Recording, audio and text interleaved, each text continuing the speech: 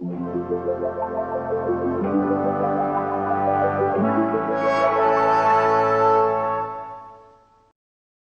is a Polaroid folding land camera from the 1960s, and these types of cameras were the first cameras that Polaroid put out which took their very first instant film. Instant roll film. Instant roll film was discontinued in the 1990s, but really had taken a backseat to integral film and Polaroid's pack film in the 60s and the 70s before that, which now leaves these cameras pretty much useless. That is, of course, unless you have one converted to take film that's still around. Last week I received this really wonderful Polaroid Model 110B camera from Tony over on my Patreon. This 110 has been converted in order to shoot INSTAX wide film using a fully functional back that's attached to the back of the camera. This INSTAX back is made of 3D printed components and can be attached without permanently altering or damaging the original Polaroid camera. It takes INSTAX wide film, and it even has a motor that runs off of 4 AAA batteries for actually ejecting the picture with a push of a button. This INSTAX back and a variety of other backs are available from Lo-Fi and DIY, who runs an eBay store called Instant Madness. So definitely check that out if you're looking for something like this, or just a variety of different film back options for instant film on other cameras. The fact that it doesn't actually damage the camera means that you can remove the original components and keep those all intact just in case you come across some functioning instant roll film all these years later.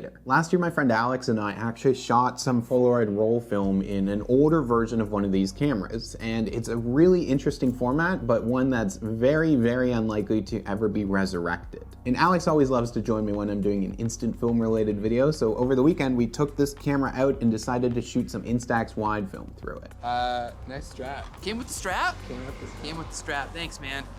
Tony. Thanks for the strap and the camera. This is amazing. There you go. Or 32 at 125. Let's do 250. Okay, so you just hold it and then it stops? Yeah. Okay, cool. I'm pretty certain. Or like it'll... You'll know. I'll know. You'll know. The button on the side.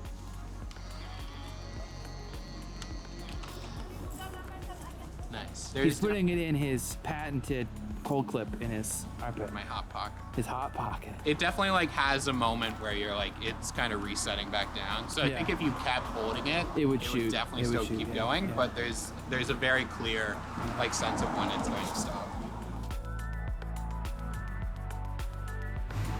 Yeah, that looks sharp. It is sharp. That looks really cool. Oh, it looks so good.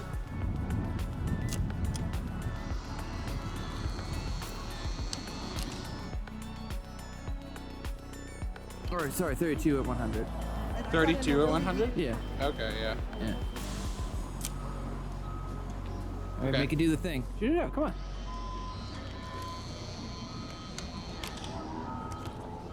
That one looks weird. There's a lot of like drippage. Yeah, it's because it's art. No, I don't think No, I that's think it got supposed to wet. be there. It's very like Connecticut, like beach house art. It takes a little bit of getting used to in order to frame and focus up properly. If you have the original lens on these cameras, then you can still use the built-in rangefinder on the camera for focusing and framing, but you have to take a few things into consideration. The INSTAX film has a wider border on the bottom that can get in the way of framing, so just taking that into account will allow for best results. I think one of the best things about using INSTAX film on converted cameras and special film backs is that because INSTAX film exposes through the back of the film in the pack, the image gets inverted because of how the film works. This means you never get mirrored shots with INSTAX film. Polaroid film, on the other hand, needs to go through cameras that use a mirror inside of them for reflecting the image onto them properly. Using Polaroid film in a custom camera or film back usually results in mirrored shots because the flipped image from the lens is just hitting the film without a mirror. Alright, you ready for the magic? That's just gonna happen. Oh, look at that magic. Alright. Yeah, get out here. Cold now, cold.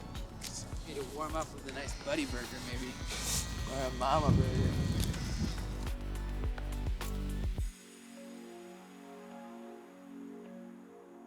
I've been trying to shoot more INSTAX film in the last few months because it's something that I just haven't gotten around to focusing heavily on the channel. Fuji doesn't necessarily have like a great reputation in the film community these days, but I do think that INSTAX is a really quality and really nice looking instant film. Quality and price wise, probably the best instant film on the market. The main drawback for people who are trying to get more serious and interesting results out of the INSTAX film are typically just the cameras that Fuji themselves put out that take the format. These are, of course, mostly straight point-and-shoot cameras that appeal to a general audience and are easy to use and give usually fine results. Nothing wrong with them, but I was having really mixed results when I was using the INSTAX Wide 300, which can be frustrating because INSTAX Wide is my favorite choice when it comes to shooting this stuff. Custom film backs or cameras like the Lomography Instax cameras offer a wider variety of shooting options for this format. Lomography does make a 4x5 camera Instax wide back, which you can get so that you can shoot that format on cameras like this Graflex here. So that's definitely another great option for shooting this film, but I like having it on one of these slightly smaller,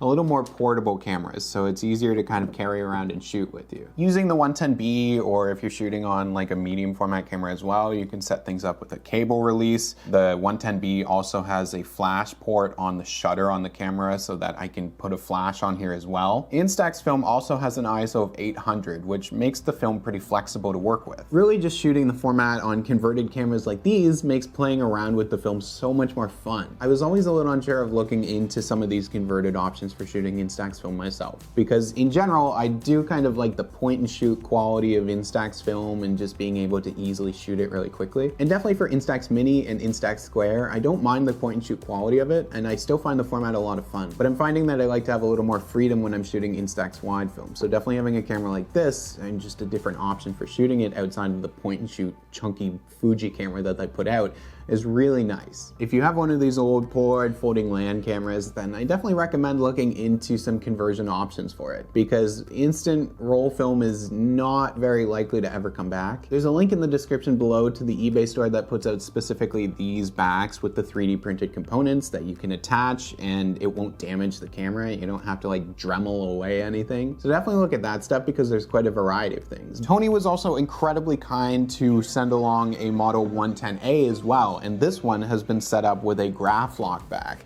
so that I can use it with 4x5 sheet film holders, 120 medium format film holders, anything that I could normally put on like my Graflex camera can go on here. Even pack film if I really want to use this to shoot pack film as well. So I'm definitely going to look at this one in the new year and play around with it and have an option for shooting 4x5 film in something that's a little more portable and easy to pick up. Tony, I can't thank you enough for sending these along, and especially playing around with the Instax one so far. I really do enjoy it. Huge thank you to anybody who ever sends anything along to the channel. I never expect anything like this, and sometimes stuff just shows up, and like it's hard to thank people enough for sending something like this along. And thank you so much for watching, because even just watching the videos really helps to like grow this channel and allow me to do more of this stuff. You can find some links in the description below for the eBay store, as I mentioned, for this stuff. Also the Analog Resurgence Patreon, which helps to support and grow the channel. There's also a little bit of merch down there for the Analog Resurgence channel, some different stuff that I put out. It's the holidays. Probably should have plugged that a little bit more over the last month or so, but you can check that out. There's also a link to some of Alex's work, because he's trying to build a bit of a database around some of these older Polaroid formats. So if people have samples or information, then you can contact him through that website. I'm the Polaroid guy.